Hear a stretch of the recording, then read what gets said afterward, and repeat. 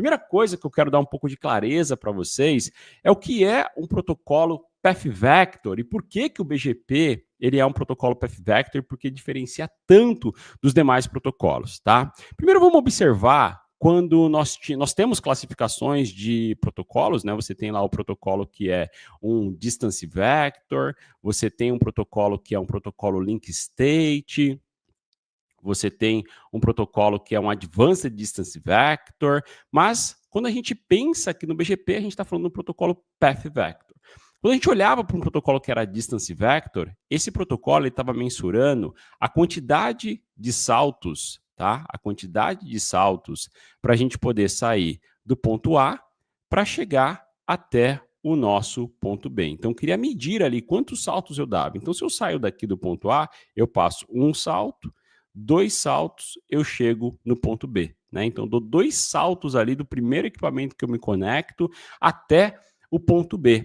E isso me ajuda a compor também a métrica, a decisão desse nosso ambiente, né? Então, na hora que eu olho para esse cara aqui, eu consigo entender, né? Pô, será que faz mais sentido eu dar um salto aqui? Ou se de repente eu tivesse um outro caminho aqui por cima, ó, que esse caminho fosse direto, eu fazer um único salto seria a melhor opção? Pois é.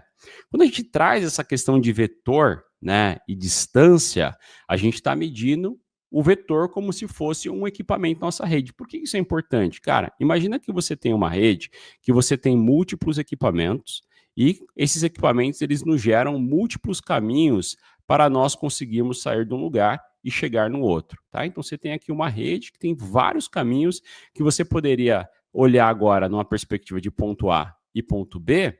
E esses caminhos aqui, você, cara, poderia passar aqui algumas horas calculando quais são as potenciais possibilidades de caminho de eu sair do ponto A para o ponto B. Você tem vários aqui nesse ambiente, né? Quando a gente olha para um cenário como esse, a gente nós tendo múltiplos caminhos, a métrica do protocolo é que vai definir o melhor caminho para você estar utilizando, para sair de um lado e chegar do outro. Mas o grande objetivo final é você sair de um lugar que você se encontra e chegar até o outro lado. Quando a gente traz isso para o cenário do protocolo BGP, que é o protocolo que a gente começa a estudar aqui hoje, esse protocolo ele já se preocupa com um negócio um pouquinho diferente, que ele chama de path. Né? Path em inglês é caminho, tá? E vector é vetor. Né? Então a gente vai ter um caminho de vetor. Né? E o que seria isso? O BGP ele trabalha com um atributo, galera, que é muito importante a gente conseguir entender esse atributo, que é chamado de Autonomous Systems, tá? AS. Esse AS é a grande chave por trás do protocolo BGP. E é um dos protocolos que eu mais gosto, né? É um dos protocolos que eu mais admiro, porque ele é bem robusto, né? A gente consegue usar ele para tanta coisa, nós vamos se aprofundar bem nele aqui. A aula hoje vai ser 1 hora de aula, tá? Fica aí comigo que vai ter muito conteúdo legal para vocês, beleza? Então, esse AS, ele é o conceito que nos ajuda a definir a questão de path dentro do BGP. E o que seria isso? Né? Quando nós olhávamos para o protocolo que é Distance Vector, tá? Quando a gente olhava para o protocolo que é um protocolo Link State, que era um protocolo que tinha as suas estruturas de acordo com as definições daquele protocolo, eles estavam preocupados com o quê? Sempre. Eles estavam preocupados a cada salto que eu caminho na topologia. Quando a gente olha para o BGP não está preocupado a cada salto. E a cada salto, a gente estaria considerando a cada roteador que eu caminho na topologia. Isso daqui representaria um salto. Salto 1, salto 2, salto 3, salto 4. Né? A gente estaria caminhando pela topologia. Quando a gente pensa em tecnologias de roteamento, existe também dentro de roteamento o que é chamado de loop. O que seria o loop? Cara, se você tem aqui, ó, é uma estrutura como essa, por exemplo, você já tem um loop na sua rede, um potencial loop. Ué, imagina que eu faço o anúncio da rota A, eu estou querendo chegar no B, mas eu anuncio a rota A por esse caminho aqui e eu anuncio também aqui por baixo, certo? Só que o 4, ele anuncia de volta a rota A que ele recebeu por aqui, ó, para o 3. E aí o 3 anuncia para o 2. E o 2 anunciar para o 1, cara, eu poderia ter um loop na minha rede. Eu poderia ter uma mesma rota que eu conheço, que gerei ela, que eu gerei o anúncio dela para você, você me mandando ela de volta e eu aceitando essa rota na minha tabela de roteamento. Tem vários mecanismos para a gente resolver esse tipo de problema, mas tem um deles que é chamado de TTL. Quantas siglas hoje, Lucas Palma? Calma, vai precisar. Você vai assistir a aula 2, 3 vezes para você poder consumir ela inteirinha, porque vou ensinar muita coisa aqui hoje, tá? O que é o TTL? É o Time to Live, tempo de sobrevivência. Então imagina, todos nós, os seres humanos, tem um time to live. Qual que é o seu time to live? Tem uns que tem um time to live de 30 anos, tem uns que tem 120 anos, tem uns de 132 anos, né? 91 anos, 45 anos, mas todo mundo tem um time to live. Dentro da rede é a mesma coisa. Na hora que você solta um pacotinho aqui dentro da sua infraestrutura, esse pacotinho, quando ele passa pela camada, pela terceira camada, ele cria um TTL.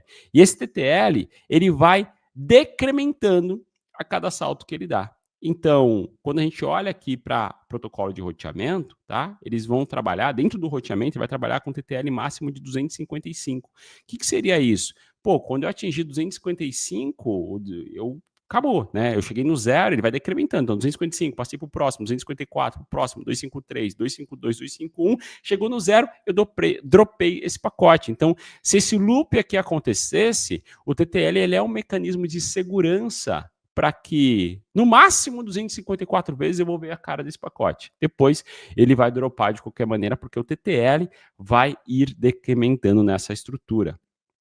Por que isso é tão importante, Lucas? Porque o loop aqui que vocês estão observando, ele foi gerado a partir do momento que nós consideramos cada um desses equipamentos um vetor.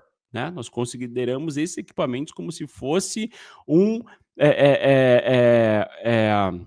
um step, né? Um passo dentro da minha estrutura de roteamento. Quando a gente olha para o BGP, ele já começa a pensar isso com um pouquinho diferente. É aí que traz o conceito de AS. Por que o conceito de AS é tão importante para esse protocolo, Lucas? Poderia ser tudo igual, né? Eu também acho, cara. Poderia ser tudo igual, mas aí a gente não ia ter emprego, porque daí seria muito mais fácil do que já é hoje, né? A ideia de AS é nós juntarmos. Então, o que eu faço?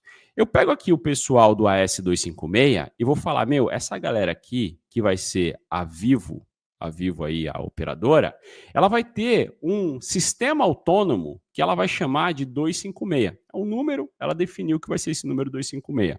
E dentro desse sistema autônomo, eu poderia ter vários outros equipamentos conectando entre si, conectando aqui, conectando no switch, fazendo a topologia que você achar melhor. Só que quando eu saio da Vivo, eu venho aqui para Algar, a Algar, com todos os seus roteadores, aqui a gente só representou com um, mas poderia representar com 400 roteadores, eles fazem parte de um outro AS, que é o AS40. Por que isso é relevante? Porque o protocolo BGP, ele vai trabalhar com duas nomenclaturas para nós, tá? Ele trabalha com uma nomenclatura que é um protocolo chamado de eBGP, tá? Esse Ezinho é até pequenininho, e um outro protocolo que é o IBGP. Qual que é a diferença disso? Esses caras, como o protocolo ele é muito robusto, ele precisa definir alguns comportamentos e características, e esses comportamentos e características a gente tem que separar isso em caixinhas. Porque se você não separar isso em caixinhas, cara, vai virar uma salada essa infraestrutura, a gente não vai conseguir organizar as coisas do jeito que a gente precisa organizar. Então a gente define que vai ter certas definições, vai ter um certo tipo de comportamento quando a gente estiver trabalhando com um protocolo entre esses caras, entre esses AS aí que a gente está definindo. Ué, eu defini então que na Vivo a gente vai ter o AS256.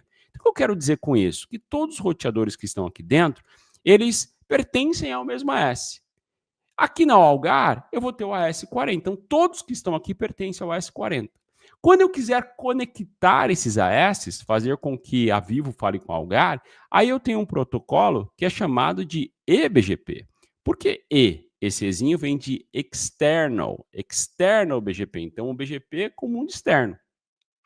Agora, o BGP que está aqui dentro, eu vou chamar ele de IBGP. Por que IBGP? Porque ele é interno. Então, o interno e o externo. Então, o meu interno BGP, ele se comporta de um jeito. O meu externo BGP, ele se comporta de outro jeito. Acabei de falar para vocês do TTL. Vocês vão ver que o TTL para anúncios de rotas num IBGP é completamente diferente para anúncios de rotas num eBGP. A gente vai fazer a configuração dos dois aqui ao longo das aulas, vocês vão ver como que eles se comportam na prática. Só que isso é muito importante, porque o conceito de AS, ele indifere se você está trabalhando com um BGP que é externo ou um BGP que é interno. Você continua tendo o conceito de AS. Então, a AS, Autonomous Systems, não é nada mais, nada menos do que um grupo de roteadores que é gerenciado por uma mesma pessoa, uma mesma empresa, uma mesma estrutura. Eu posso, Lucas, lá na Vivo, dividir a Vivo na metade e falar que é a Vivo e é a Vivo 2.